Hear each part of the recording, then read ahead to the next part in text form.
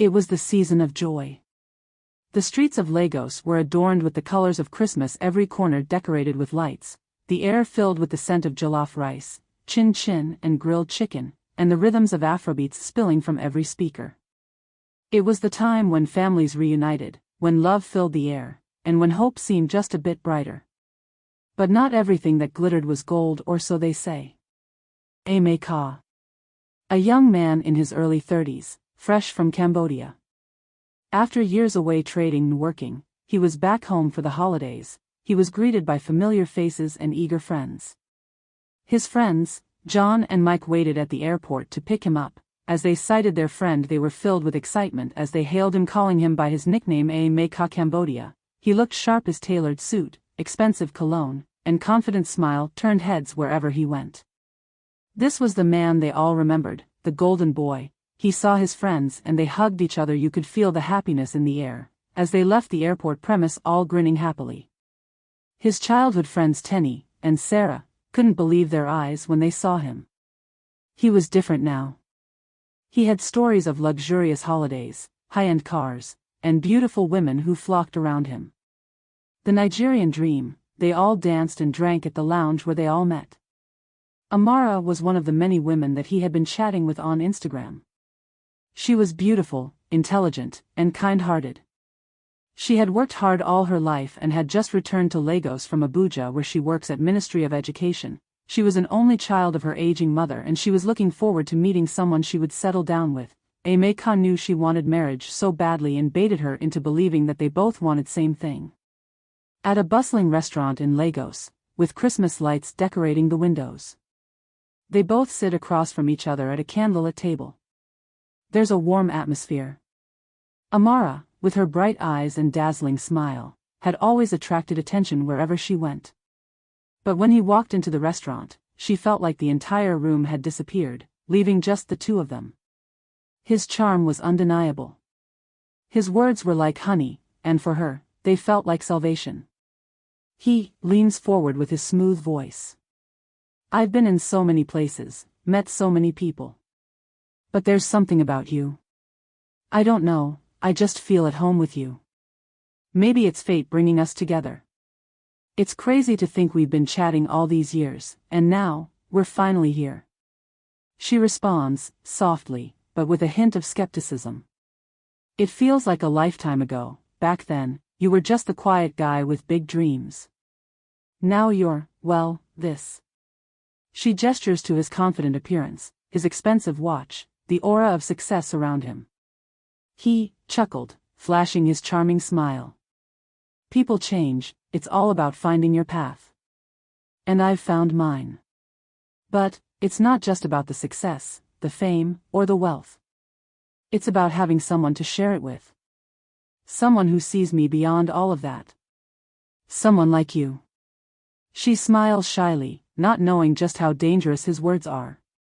His charm seems genuine to her, and she's drawn to him more than she'd like to admit. The next day, he invites her to his luxurious apartment in Victoria Island. The city lights twinkle outside. Knew how to push all the right buttons. He was a master at making people feel special, like they were the center of his universe. And Amara was no exception.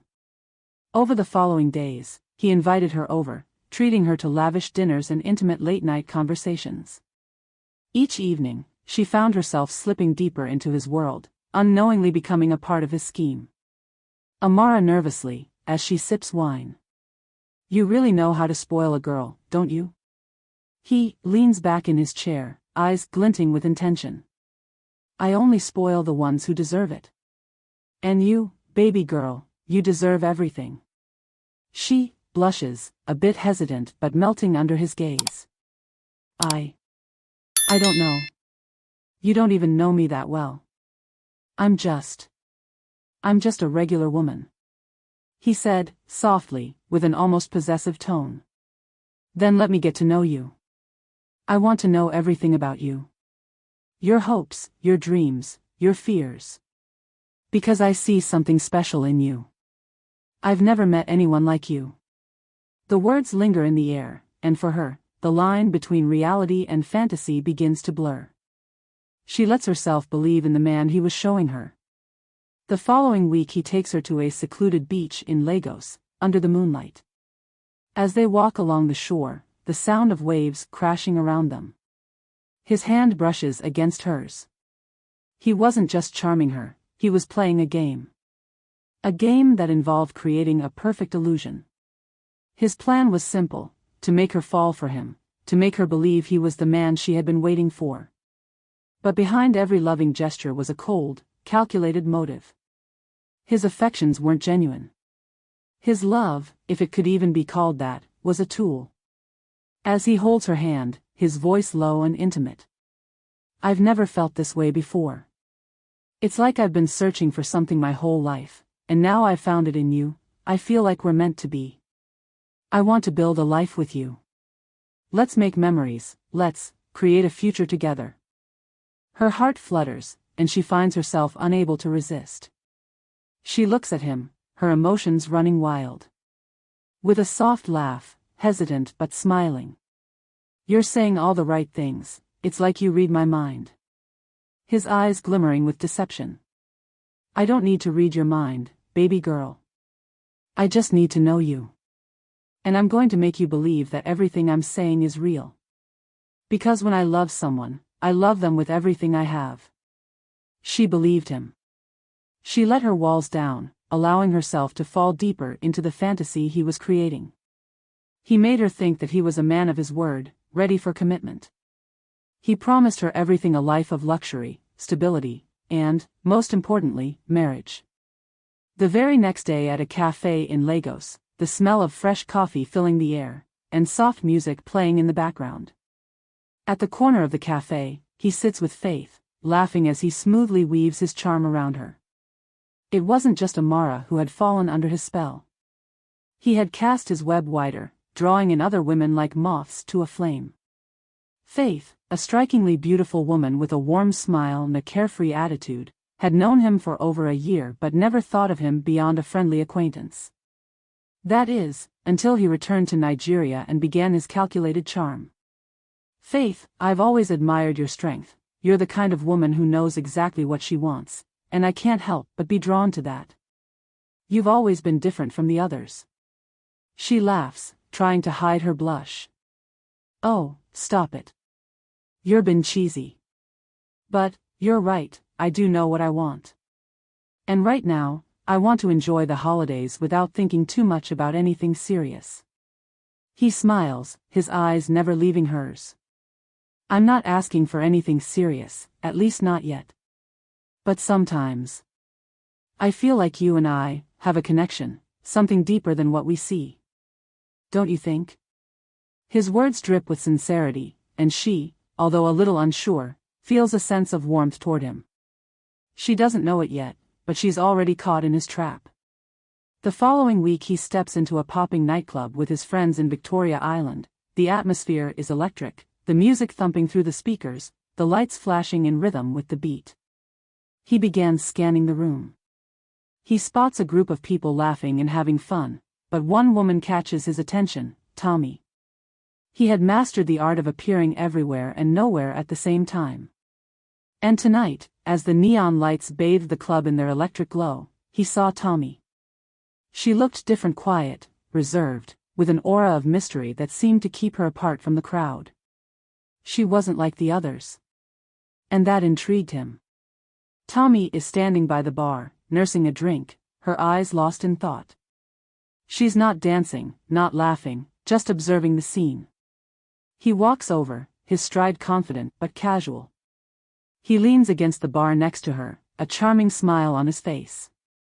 You look like you're in deep thought, or maybe just trying to get away from the chaos. She glances up. It's just a bit much, you know. I come to clubs to unwind, but sometimes they just feel loud. It's hard to connect with anyone when everything's so noisy. He nods, genuinely interested. I get that.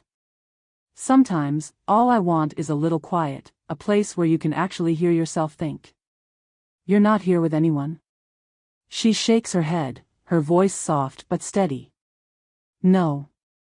I came alone. I prefer it that way, it's easier to escape, I don't have to worry about anyone else. He chuckles, clearly charmed by her bluntness. Alone, huh? Sounds like you're running away from something. Or maybe you're just waiting for something to happen. She raises an eyebrow, assessing him carefully. She's used to men approaching her at clubs, but something about him was charming. He doesn't seem like the typical player looking for a one-night stand. He seems interesting. With a smirk, eyeing him. Maybe I am. But you don't look like the type to want to start a deep conversation in the middle of a club. He smiles, his gaze locking with hers. I'm not your typical guy, sweetheart. I've learned that the best connections happen when you least expect them. Sometimes, it's about finding the right person at the right time. Laughing softly, her eyes still assessing him. Well, I'm here, aren't I? So maybe there's something to what you're saying. His smile deepens, sensing an opportunity. He's never been one to waste time, and Tommy's curiosity is exactly what he needs. He knows how to play it cool, keep her intrigued without coming on too strong.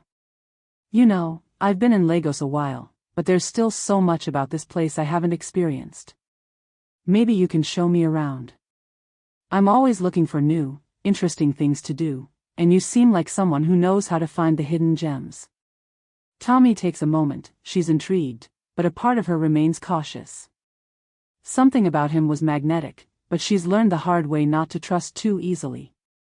She tilts her head, with a playful smile, not sure I'm in the business of showing strangers around, but I can point you in the right direction. If you want, we can grab a drink somewhere quieter. You seem like you'd appreciate that. That sounds perfect. Lead the way. In a quieter lounge away from the loud music of the club. With dim lights, soft music, creating an intimate atmosphere. They both sit in a secluded booth, their drinks in front of them. The conversation flows effortlessly as they talk about life, their ambitions, and their experiences. The chemistry between them grows stronger with each passing minute. Tommy wasn't used to this kind of attention. She was used to the shallow flirtations, the meaningless conversations, but Emeka made her feel seen. He listened when she spoke, asked questions, and seemed genuinely interested in what she had to say. For the first time in a long while, she didn't feel like she was just another face in the crowd. She felt special. He leaned forward with a smile. I will have to admit, I don't meet many people like you, Tommy. You're a breath of fresh air. Most people are so wrapped up in their own lives, but you have this depth, this kind of quiet strength. I can see it in the way you carry yourself. Not many people get that. Tommy's eyes narrowing slightly, she's flattered. Maybe you're just good at reading people. Or maybe you just know how to make them feel good about themselves. Either way, I don't take compliments lightly. He smiles knowingly, as if he's heard that line before. I don't give compliments lightly either. Trust me. When I say you're different, I mean it. There's an undeniable attraction now, but it's subtle. Tommy can't quite put her finger on it, but she knows there's something about him. Outside the lounge, under the starlit sky. The night air is cool, and the streets of Lagos are alive with movement. They stood outside the entrance of the lounge, the night stretching out before them. I had a great time tonight, Tommy. I'm glad we met. You've definitely made this night unforgettable. She smiles, taking a step back. I'm sure you say that to all the girls you meet in clubs. He laughs. Not at all. But I'll admit, you're fun to be with. Tommy, with a hint of doubt. We'll see, Emeka. We'll see. In Amara's apartment the next morning, after a night of passionate sex. Emeka left her house very early that morning, which was quite strange cause he has never left in such a hurry before. Amara, restless, pulls herself out of bed. Something's not right. She had given herself to him, heart, body and soul. He was even planning on seeing her parents for her marriage introduction. But as the first rays of light crept into her room, so did the feeling that something didn't add up. Amara walks to the living room, phone in her hand. She scrolls mindlessly through social media. Her finger freezes on a Meka post of him at a restaurant, posing like the king of the world. The background gives her pause. This picture was too familiar. She zooms in, her stomach drops. She looks at the luxury watch on his wrist. He had photoshopped his face on a picture of Mark, her ex. She knew this because she was the one that took the picture of Mark on that day. Amara, realizing she might be with a fraud. Her hands tremble as she dials Mark's number, trying to confirm if her eyes were deceiving her. The next day Faith had been floating on the high of a Meka sexcapades, and how good he was in the other room, coupled with his lavish promises. But then, a text from a friend rips through her illusion. Faith had basked in his fake world. But now, a message from a friend shatters the facade. TT's message flashes on her screen. Faith, I saw a Meka last night. He was in a car rental shop returning the Maserati he told you was his. I thought you should know. Faith's blood ran cold. She calls him immediately. What's going on? I heard you were out yesterday, and my friends saw you returning the car to the rental store. Is that car yours, or another lie? He goes silent, then his voice became defensive. Baby girl, relax. It's nothing. Just a misunderstanding. Don't overthink it. Faith sharply interrupts. No. You're using other people's success and living a fake life to make yourself look good. You're nothing but a fraud. She hangs up, her anger bubbling to the surface. After a few nights of whirlwind romance and incredible sex, for Tommy, it was a dream come true. Later that day she bumps into an old friend Susan. Susan's casual remark about a Meka shatters her fantasy. Susan raises an eyebrow. Tommy, that Bugatti, it's not his, you know? He's been borrowing it from his friend. Tommy freezes, her world crumbling in a heartbeat. She is shocked. Wait, what? The car isn't his? Susan nods. Nope. He's been using other people's things to keep up appearances. He's a poser. Tommy stares at her, devastated. The lavish life she'd been living was just a lie. Several days later, each woman is now dealing with the painful aftermath of their relationships with a Meka. They've been deceived, and their lives are in turmoil. Sunlight spills into the room, but Amara's world is dark. She stares at the medical test results, HIV positive. Her body betrays her, the fatigue, the rashes, suddenly it all makes sense. Frantically, she calls him, but the call goes unanswered. She screams into her phone, pick up. See what you have done to me. Faith's health has deteriorated. The fatigue, night sweats. She goes to the doctor. The diagnosis, HIV. The cruel reality sinks in. For Faith, the truth was just brutal. The man she trusted had infected her, but how could this have happened when we used protection? She couldn't escape the lies. Tommy's worst fears materialize. She's pregnant and HIV positive. The weight of his betrayal crushes her. Tommy, once the proud lover, now faces the horror of his deceit. A baby she wasn't ready for, and a virus she never asked for. The three women, Amara, Faith, and Tommy, now share the bitter truth. They begin searching for a Meka, but he's vanished without a trace. His phone is dead. His social media is gone. Tommy contacts a mutual friend, who reveals something shocking to her. Tommy, he was never in Cambodia. He's from Anambra. He's been pretending all along. He was never who he said he was. The luxury was borrowed, and he played you all. Amara had posted her story anonymously on an Instagram page, her frustration spilling into the public domain, when Faith saw it. The familiarity of the narrative, of the promises, the lies, the fake life, struck her. And she wasn't the only one who recognized the pattern.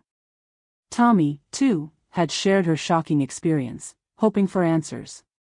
That's when the three women realized the connection and shared phone numbers. Is this guy a fraud to you too? I'm not the only one, am I? Said Amara. Tommy responds to the group chat.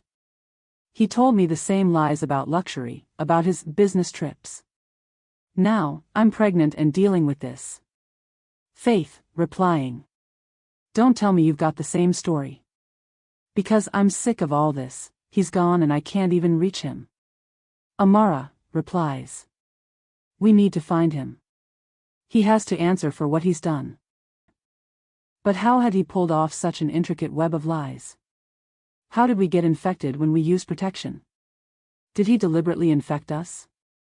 In a quiet cafe, the three women meet for the first time face to face, their bond formed through the realization of shared pain. They sit in a corner, their faces clouded with anger and disbelief. Together, they began to piece together the truth behind Emeka's facade. The women realized that the life he had shown them was never his to begin with. But how had he managed to keep the illusion alive for so long? Amara, quietly, her voice filled with disbelief. I can't believe it, this man infected us with HIV, had us all fooled. The cars, the trips, the lifestyle. The women realized that Emeka had never been alone in his deception. He had surrounded himself with people who played along, who lent him their cars, their homes, their connections. His wealth was an illusion, a facade so seamless that it seemed almost impossible to break. But his true talent lay not in his fake material wealth, but in his ability to manipulate. He was charming, confident, and knew exactly how to read his victims. He played to their desires, their fantasies of wealth and status, convincing them that they were part of a world they could only dream of. The women's hearts broke as they pieced together Emeka's master plan. He didn't just deceive them with lies about his wealth. He played with their emotions, their insecurities, and their desires for a life that seemed too good to be true. Tommy, with tears in her eyes, whispering. How could he do this? I believed in him. I thought he was the one. Amara grips her phone tightly. We have to stop him. He's ruined so many lives. He needs to be held accountable for what he's done. Now, as they sought to unmask him and expose his lies, the women found themselves not just facing the fallout of his betrayal, but a deeper question: how many others had he left behind in his wake? How many more were still out there, entranced by his promises? They were able to finally trace him to a secluded warehouse on the outskirts of Lagos. The women, having gathered all the evidence they could find, stood outside, their hearts racing with anticipation. With their minds set on exposing him for who he truly was, the women had one last chance to confront him, face to face. The trail had led them here, to this cold, abandoned warehouse where rumors said he had been hiding. But there was a problem: he had already anticipated their every move. Tommy, whispering, her voice shaky. This is it. This is where it ends. Faith, nodding, her jaw set with determination. We can't let him get away. Amara, clutching a folder filled with documents. He needs to pay for what he's done. No more lies. No more running. But as they walked closer to the entrance, something felt off. The building was dark, the kind of place you didn't expect to find answers, only danger. The women hesitated, the weight of everything they had uncovered sinking deep into their bones. Had they miscalculated? Was this truly where he was hiding? Faith, pausing, looking around nervously. This doesn't feel right. Amara, squinting into the shadows. Maybe it's a trap. Tommy, gripping the handle of her bag tightly. We've come too far to back out now. Let's end this. They pushed forward, stepping into the darkness of the warehouse. The only sound was their footsteps echoing against the concrete floor. But as they ventured deeper, a sudden noise stopped them in their tracks, footsteps from behind, too close, too deliberate. Tommy, whispering, terrified. Someone's following us. Amara, whispering back, eyes darting around. Turn around. Don't make a sound. The women spun around, but there was no one there. Just darkness. The heavy silence was deafening, and it looked like the warehouse was closing in on them. Faith, in a tense whisper. This is it. I think we're. Suddenly, a loud crash from above made them jump. A figure emerged from the shadows. Ka, smirking as though he had been waiting for them all along. His presence was chilling, his confidence unshaken. He laughed softly. Well, well, well. You actually came. I didn't think you had it in you. But what they didn't know, what they couldn't possibly have anticipated was that Ka wasn't alone. He wasn't just hiding in the shadows. From the far corner of the warehouse, the sound of a door opening echoed, and out stepped a tall, imposing figure, someone the women knew, someone they didn't expect. It was someone from their past. Someone they hurt. Someone who had planned all this with Ka all along. Tommy, her voice barely a whisper, her face paling. No. It can't be. Not you. Ka grins. You thought you knew everything. But there's always more to the story, isn't there? And just as the women prepared to demand answers, the lights flickered, the warehouse doors slammed shut, and a voice rang out from the darkness, sending a chill down their spines. Game over. The walls closed in. The final twist had arrived. And no one, was leaving until the truth was exposed. But the question remained, what had these ladies done to this mystery woman?